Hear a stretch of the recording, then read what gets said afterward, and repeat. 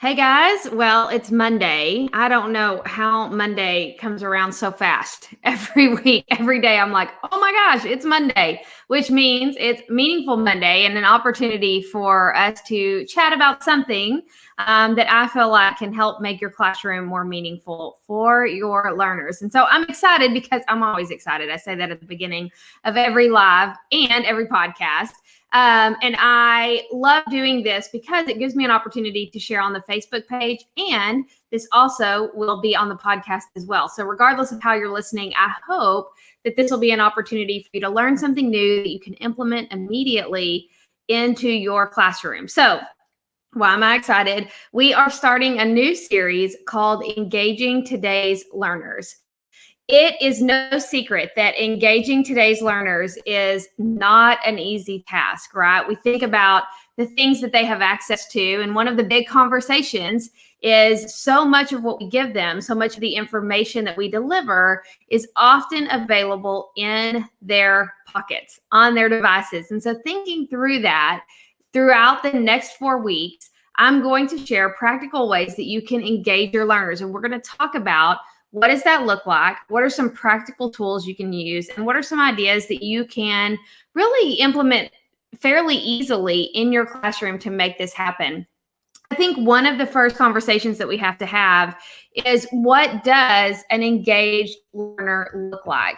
There's so much conversation around that, and we throw that word around so often. They have to be engaged. Are they engaged? Is it an engaged learner or is it not?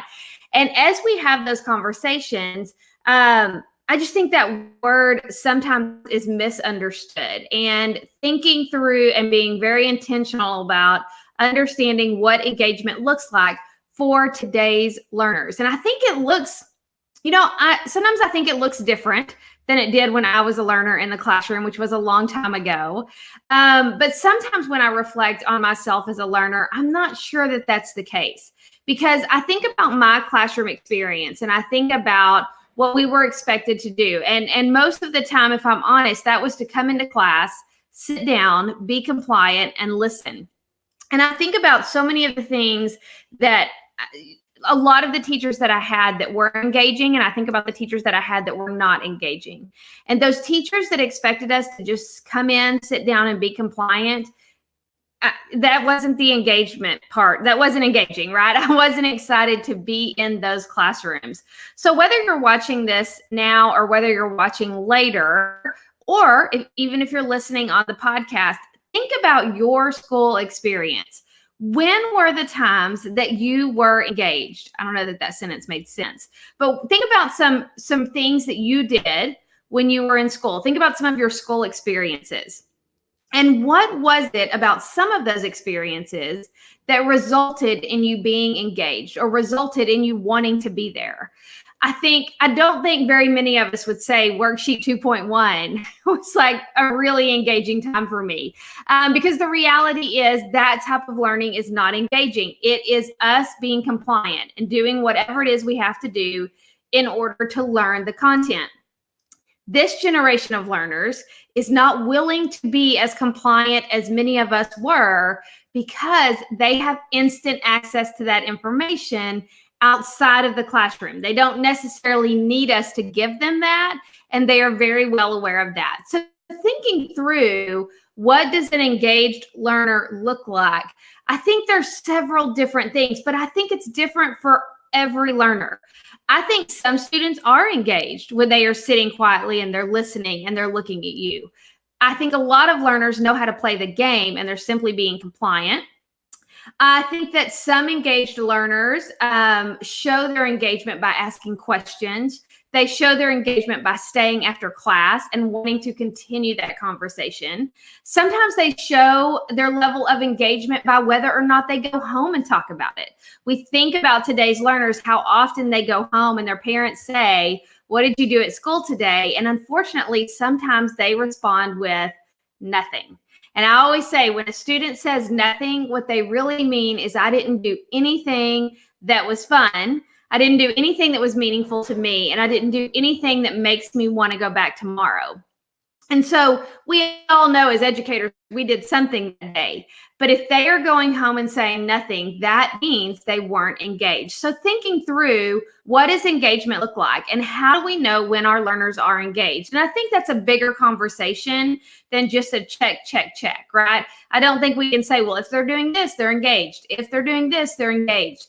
I think it's about knowing your learners, seeing how they are responding to the experiences that you are providing in class, and getting feedback from them to know, is what I'm doing in class truly engaging, or is it more about compliance? Because if it's just about compliance, if it's just about them being there and you saying that you've taught it, the reality is they're probably not actually learning it. They may be memorizing it, they may be able to regurgitate it in that moment, but chances are they're not actually learning it and reaching that deep level of understanding that we need them to reach. So all of that to say, this series, Engaging Today's Learners, I think is going to be really fun. And I think it's going to give us an opportunity to explore some really cool avenues of engagement and some different ways that you can do that. So there's a really great article by Robert Ward, and it's called The 12 C's of Engagement. And there's also another resource out there by the Thoughtful Classroom called The 8 C's of Engagement, which I really like. But the article, The 12 C's of Engagement from Robert Ward, I'm going to link to below so that you guys can access that. And so much of what I'm going to share came from me reading and learning so much about engagement, but thinking through what are the pieces that we can take and really think about some practical ways that we can make this happen in the classroom over the course of these next 4 episodes. And so tonight, I really want to explore learning through creation. What does that look like for creativity to drive the engagement, or us using creativity to drive the learning? How do we do that? What are some practical tools that we can use? And what does this look like in the classroom? And I think as we think about that, the first place we have to start is understanding what it means to create. Creativity can be a very intimidating word, especially for those of us that don't see ourselves as creatives. You know, I always say I'm not a super creative person. I need something to start with sometimes. And so thinking about what that looks like for our learners, understanding that all it means to create is to bring something into existence. So we think about so many things that we can do in the classroom, whether that be makerspace, designing a video game, creating a website, writing a book. There's so many different things they can do. And so we're going to take some time to explore each one of those and talk about what that can look like in your classroom.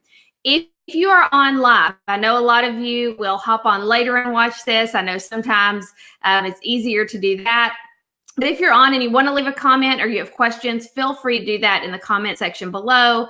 As always, I will drop any of the resources in the comments below as well. If you're listening on the podcast, those resources will be shared in the show notes. Okay, so let's think about how can we make creativity, how can we use creativity to engage our learners? So let's just start with the obvious, right? Makerspace experiences.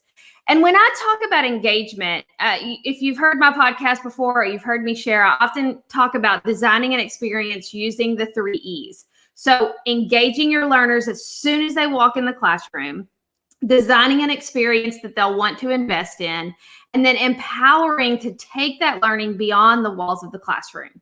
So what does that look like? How do you do that?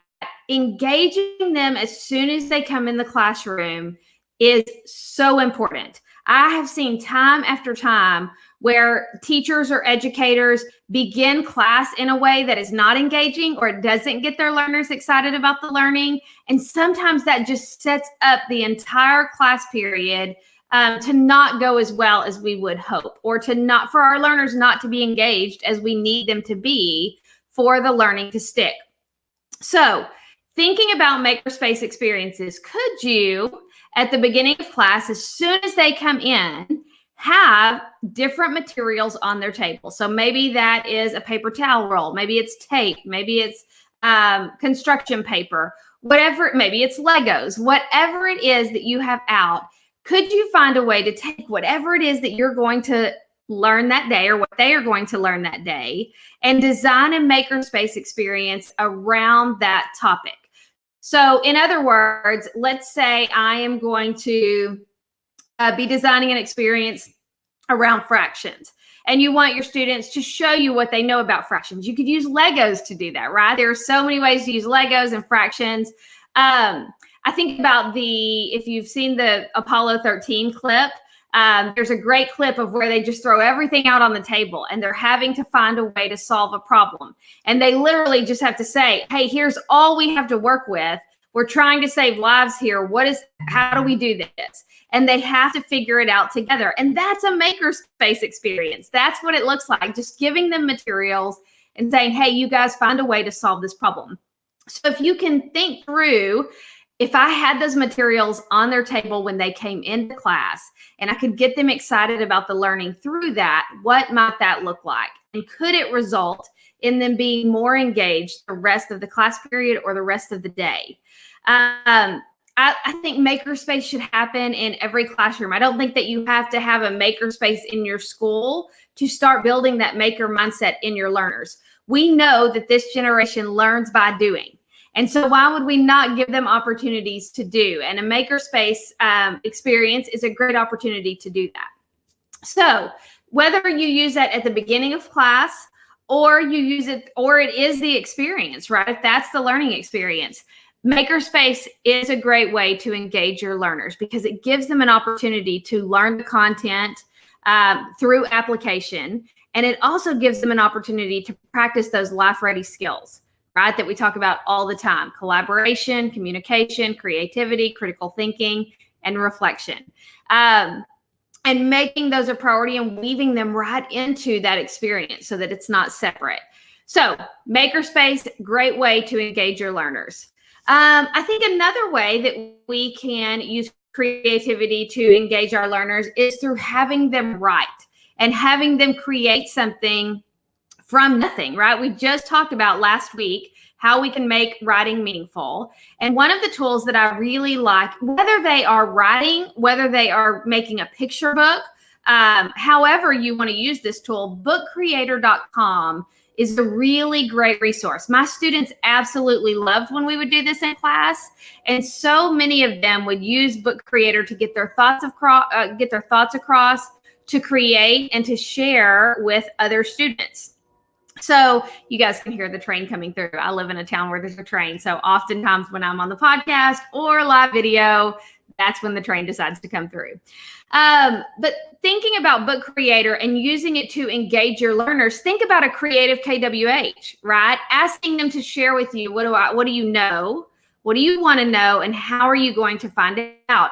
What if they did that through creating a picture book in Book Creator, or they did that through writing and illustrating a book in Book Creator? And that doesn't have to take a lot of time. It can be really simple, really easy. But you guys check out bookcreator.com. It's a great resource and just has so many cool tools in it. One of my favorites is that it has a pen in it that your students can draw with. And it uses auto draw. And so if you haven't heard of auto draw, it uses artificial intelligence to recognize what you're drawing. Get this. Uses artificial intelligence to recognize what you're drawing, and it will give you a perfect version of that. So you think about your students who are perfectionists, auto draw is perfect for them because then they don't have to spend all of their time feeling like they have to get it right. They can create their drawing, and then auto draw will give them, like I said, a nice, neat image that they can then put into their story, which is awesome. So it doesn't have to take a lot of time. It doesn't have to be fancy. But using Book Creator to create and to share their learning, but also to engage them as soon as they come into class. You guys are going to be writing a book. You're going to be illustrating. That's exciting for a lot of kids. Not all of them, but a lot of them would get excited about that and be super stoked. All right, another tool that a lot of students enjoy is Scratch. And this is an oldie but goodie. Scratch has been around for a while, but talking about using Scratch to design games, animations, so many things you can use this one tool for. I love the idea of students being engaged through creating a video game on Scratch. And I think Scratch can be a little intimidating for those of us that don't know how to code, or those of us that don't don't think that way. And for me, that was really how I felt about Scratch. And so for a while, I was intimidated by it. But what I decided to do was to let my students use the tool and teach me how to use it. I still cannot use Scratch very well, but my students always could. And so I always had a student expert who was in charge of helping other students know how to use that tool. So Scratch, great opportunity for your students to hop on and create, like I said, animations, games. There's so many other things they can create in that one place. And it also gives them the opportunity to share that work out on their platform. So think about if you're teaching something like the water cycle, or you're teaching something, maybe photosynthesis, giving your students that opportunity to create a video game about that topic, so cool, and such a great opportunity for them to show what they already know. Think about if your students came into class and in the first 8 seconds of class, I always say that's when you have to engage them in the first 8 seconds. That's how long their attention span is. So if you can, in the first 8 seconds of class, hey, you guys, we're going to start class off by you designing a video game about what you already know about this topic. Very cool. You will have them hooked. They will be excited. Just a great way to kind of engage them right out of the gate, if that makes sense. All right, just a couple more that I want to share. Another tool that I like to talk about is DIY.org.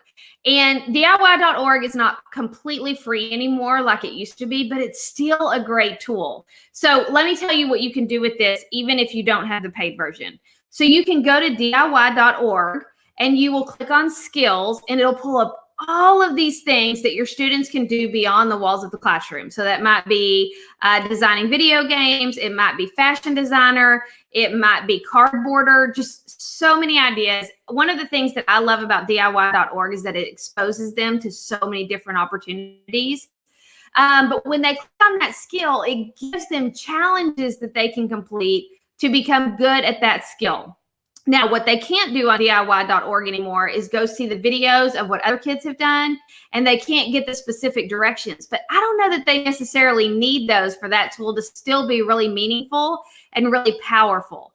So if you can find a skill on DIY.org that ties in with what you are teaching that day, and give them that challenge at the beginning of class to engage them as soon as they come in, that's a really great idea too. It almost falls in with the makerspace experience, because DIY.org is a lot of making, a lot of designing, that type of thing, but they're bringing something into existence, which is the definition of create.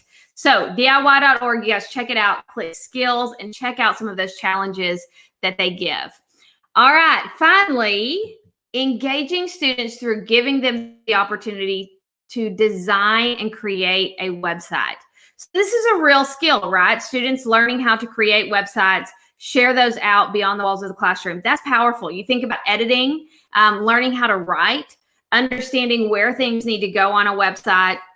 Lots of different skills involved there. So you can do that using a tool called Weebly for Education. It's just education.weebly.com.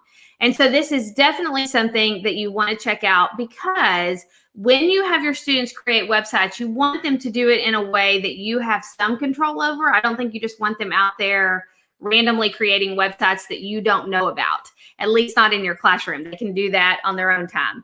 But when they're in your classroom, if they do it under your account, you always have access to those. You can see what they're doing, what they're posting, what they're sharing, and any communication that is happening through that website, which is very, very important. So Weebly for Education, asking your students to create a website is a great way to engage them and to get them excited about what they're doing. So when we think about Scratch and we think about DIY.org and Weebly for Education, some of these tools, it's a great way to do what we are talking so much about right now, which is to give your students an opportunity to go deep, or to give your students that aren't ready to go that deep still an opportunity to experience that particular tool or that particular strategy. So think about Scratch and think about Weebly for Education. If I completely understand what you're teaching and I could teach it myself, there's no sense in me sitting through that learning experience. But I could hop on and I could design a website, or I could create a video game on Scratch. The rest of the class could then go experience that website or could play that video game. And do you see the difference in the going deep and those that are still going to get to experience the tool? It's just going to look a little different for them. Eventually, they're going to be able to go deep and they're going to be creating their own websites and their own video games on Scratch. But both of those tools, really, really powerful. Really, all four of those: Book Creator, Scratch, DIY.org, and Weebly for Education. So let's just kind of recap. Learning through creation is just thinking about how can I have my students bring something into existence in order to engage them. How can I, and I'm going to say at the beginning of class, you want to engage them throughout the whole class through the experience and the empower piece. But I want to be really intentional about thinking about how can I use these tools at the beginning of class, as soon as they walk in, to kind of hook them and get them excited about what they're going to be learning that day. So think through that. What does that look like? And what does it look like for your learners? Because there may be some of these tools that will work for you and some of them may not. But out of those, which one would have the biggest impact on your learners? Could you start your class either this week, next week? Could you start with a makerspace experience? Could you start with a creative KWH using bookcreator.com? Just thinking through what might that look like in your classroom. So I am really, like I said, looking forward to talking through this whole engagement, what it looks like to engage today's learners, because I think it's a really important conversation. If they're not engaged, if they are not excited about being there, if they don't invest in the learning, I always say, if what we're doing in our classroom isn't meaningful for them, it's a waste of our time and theirs. And so engagement plays a big role in whether or not something is meaningful. If it's meaningful for them, they will be willing to invest and they will be willing to be engaged. If it's not, they won't. So as we go through, I'm looking forward to each week. Each week, we're going to explore a different way to engage your learners. So you can find more information about this, about so many of the things that I talk about and share, whether it be Genius Hour, the 3 E's that I mentioned in this particular episode. Lots of different resources over on andymcnair.com. So you guys make sure that you check that out. You can always click on my blog. I write about things there. And then you can always click on the shop as well. I have tons of free resources there for you to check out. You can follow me on Twitter at McNairAN3. And of course, if you are listening to this on the podcast, thank you so much for listening. If you're not, you can always find the podcast wherever you listen to podcasts by searching for A Meaningful Mess. So I just want to say again, thank you so much for joining. I know that several of you will watch this later. I always check the comments. So if you have questions, if you have anything that you want to share or anything that you would add to this, please feel free to do so in the comments below. I appreciate you guys, and I hope that throughout the rest of this week, you're able to find meaning in your mess.